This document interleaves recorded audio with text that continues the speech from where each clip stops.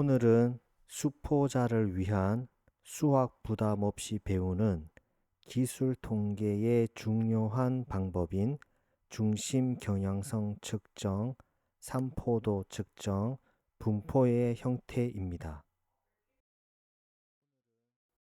네 번째, 중심 경향성 측정입니다. 개요입니다.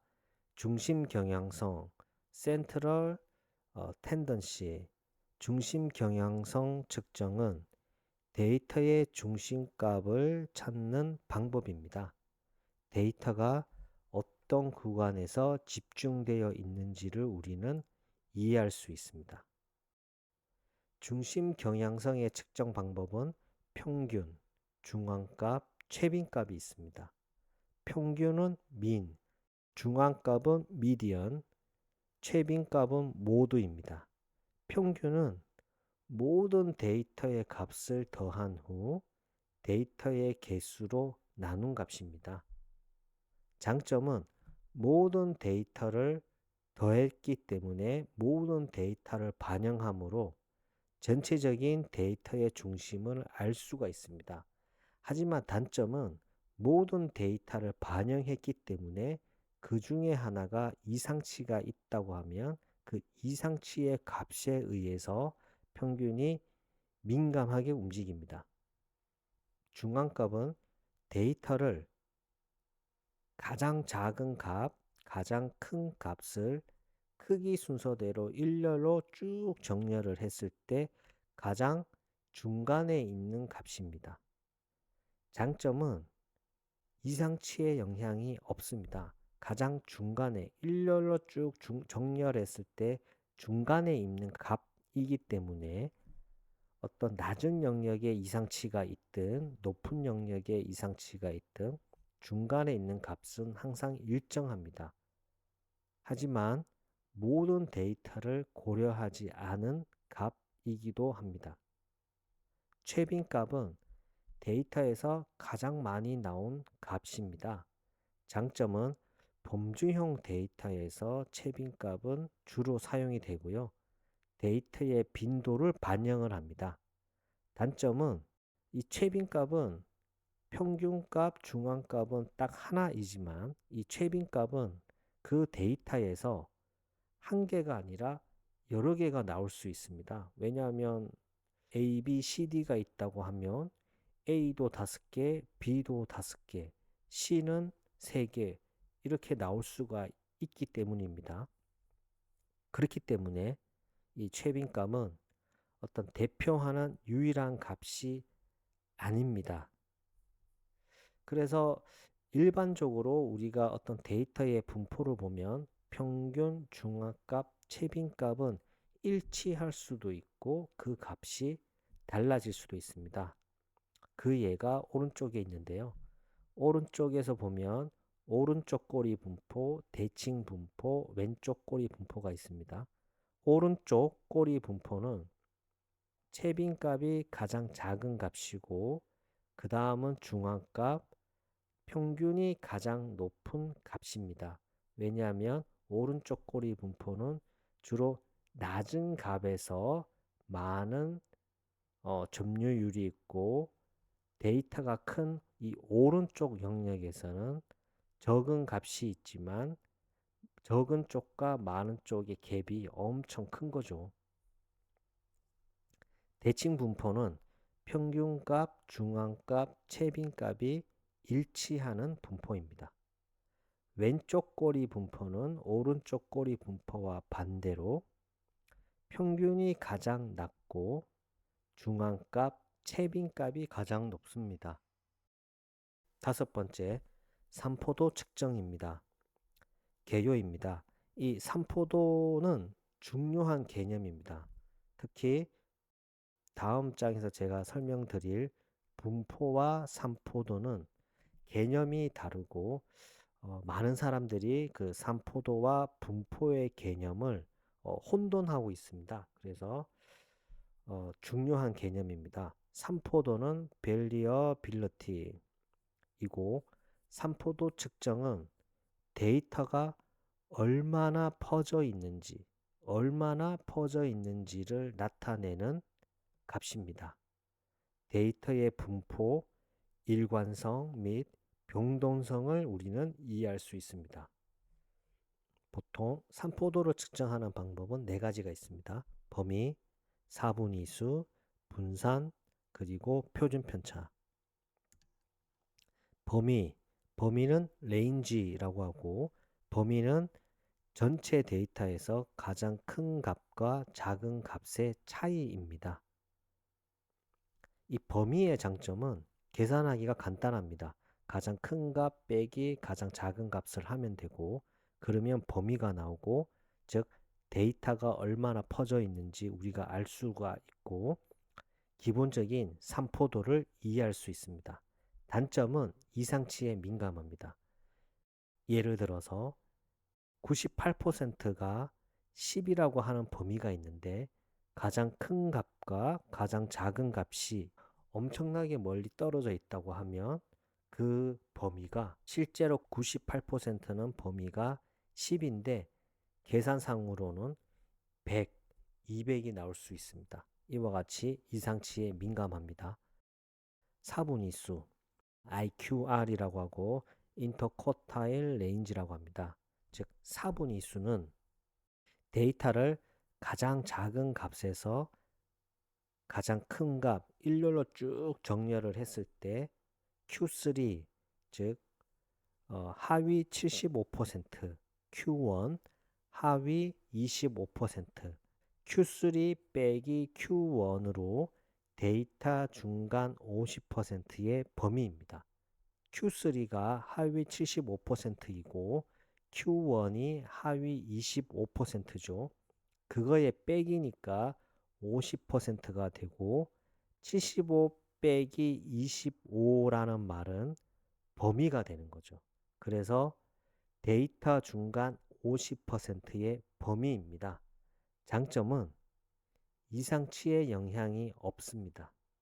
좀 전에 설명드렸다시피 이상치는 극단적인 값이기 때문에 영향이 없고, 단점은 그 50%를 고려한 값이기 때문에 모든 데이터를 고려하지는 않습니다. 분산, 베리언스고 표준 편차, 스탠다드 디비에이션. 데이터 값들의 평균으로부터 얼마나 떨어져 있는지, 어떤 데이터 값 빼기 그 데이터 전체의 평균 뮤, 우리는 이것을 편차라고 합니다. 디비에이션. 이 편차를 제곱을 해서 그 데이터 개수로 나눈 것이 분산, 시그마 제곱이라고 하고, 이 시그마 제곱을 루트 제곱이 되었기 때문에 데이터가 왜곡이 되었죠. 그래서 그 왜곡을 없애주기 위해서 뉴트 분산인 것이 표준 편차입니다. 이 분산과 표준 편차는 평균으로부터 얼마나 떨어져 있는지를 알 수 있기 때문에 데이터의 변동성을 반영을 합니다. 단점은 이상치의 영향이 있습니다. 그리고 분산과 표준 편차의 개념을 이해할 때 평균으로부터 각각의 데이터가 얼마나 떨어져 있는지에 대한 그 편차의 평균이 표준 편차입니다. 좀 전에 조금은 설명을 드렸는데요. 분산은 왜 편차를 데이터의 값 빼기 그 데이터 전체의 평균, 이 편차를 제곱을 했을까요? 편차의 총합은 항상 0이 됩니다. 그러면 우리가 이 편차를 전부 다 합하면 항상 0이 되기 때문에 의미가 없죠. 그래서 이 마이너스의 값을 양수로 만들어주기 위해서 우리가 제곱을 했습니다. 그 결과 직관적이지 않고 제곱이 되었기 때문에 데이터가 왜곡이 생긴 거죠. 그래서 이러한 문제점을 해결하기 위해서 표준 편차, 즉 루트를 씌워서 제곱을 상쇄해주는, 왜곡을 없애주는 이런 표준 편차 개념이 생겼습니다. 이 삼포도와 뒷장에서 이 설명드릴 이 분포는 다른 개념입니다. 저 역시도 처음에는 이 삼포도와 분포의 개념을 어, 동일한 개념인데 어떤 표현 방법이 다른 줄 알았고, 다른 것 같기도 하면서도 같은 것 같았고, 누가 제대로 설명해 주지도 않았던 기억이 있습니다. 그래서 제가 음, 지금 다시 좀 더 자세히 설명을 드리면, 삼포도와 분포는 다른 개념입니다. 그리고 저와 같이 많은 사람들이 혼돈을 많이 하고 있습니다. 삼포도, 벨리어 빌러티는 얼마나 퍼져 있는가, 이게 중요합니다. 수치로 표현되는 값입니다. 그래서 범위, 표준 편차 등이 있고, 분포, shape of a distribution, 이 분포, distribution, 이 분포라고 하는 것은 형태를 의미합니다. 그래서 삼포가 수치로 표현된다고 하면 이 분포는 그래프로 표현이 되고, 이 그래프 형태이기 때문에 대칭이냐 비대칭이냐 이와 같은 것을 파악을 해야 되고, 우리는 외도와 첨도를 확인해야 됩니다. 여섯 번째, 분포의 형태입니다. 제가 분포는 삼포도랑 다른 거라고 했죠. 그리고 분포는 어떤 그래프, 어떤 형태를 나타내 주는 것입니다. 그래서 분포의 형태, shape of a distribution, 이 분포의 형태는 데이터가 어떻게 퍼져 있는지를 나타내는 그래프 형태입니다. 그래서 분포는 대칭 분포와 비대칭 분포가 있습니다. 대칭 분포는 symmetric distribution이고, 그리고 비대칭 분포는 asymmetric distribution입니다. 비대칭 분포, 대칭이냐 비대칭이냐 우리가 알 수 있는 방법은 외도와 첨도가 필요합니다. 외도는 skewness, 꼬리가 어느 방향으로 길게 늘어져 있는지를 나타내는 값입니다. 그리고 첨도는 커토시스, 분포의 꼬리와 중심부가 얼마나 뾰족한지 평평한지를 나타내주는 지표입니다. 그래서 스큐니스, 외도가 0보다 크다면, 외도가 양수라고 하면 오른쪽 꼬리 분포를 나타내 줍니다. 아래쪽 그림을 봐주시면 오른쪽 꼬리 분포이기 때문에 오른쪽으로 꼬리가 길게 늘어나 있고, 외도가 0이라고 하면 혹은 0의 근처라고 하면 거의 대칭 분포이고, 외도가 0보다 작다, 즉 외도 값이 음수라고 하면 왼쪽 꼬리 분포입니다. 우리가 좀 전에 중심 경향성에서 미리 설명을 들었지만, 오른쪽 꼬리 분포는 최빈값이 가장 작고 그 다음에 중앙값, 평균값 순으로 값이 큽니다. 그리고 왼쪽 꼬리 분포는 평균이 가장 작고 중앙값, 최빈값이 가장 큽니다.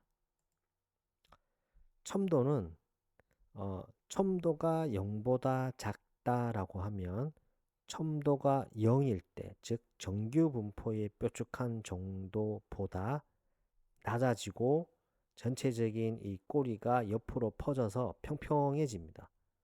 첨도가 0보다 크다면 정규 분포보다 중앙부가 뾰족해지고 이 좌우 꼬리가 좁아집니다. 이런 대칭 분포와 비대칭 분포는 자연현상에서 자주 우리가 확인할 수 있습니다. 일반적으로 이 대칭 분포, 외도가 0에 근사하고 첨도가 이 0에 근사한 분포는 물리적인 어떤 분포입니다. 예를 들어서 키, IQ 점수와 같이 자연현상에서 나타납니다. 그래서 키를 보면 대한민국의 평균 키 173, 174 정도에 가장 많이 분포가 몰려 있고 점점 옆으로 갈수록 작아지는 형태입니다. IQ도 동일하고요. 비대칭 분포는 주로 오른쪽 꼬리 분포는 돈과 관련된 형태입니다. 뭐 소득이라든지 어떤 연봉이라든지 주택 가격이라든지 이와 같이 돈과 관련된 거고, 왼쪽 꼬리 분포는 주로 어떤 연령별 사망 분포와 같은 형태가 왼쪽 꼬리 분포입니다. 오늘 하루도 수고하셨습니다. 반복과 학습은 필수입니다. 감사합니다.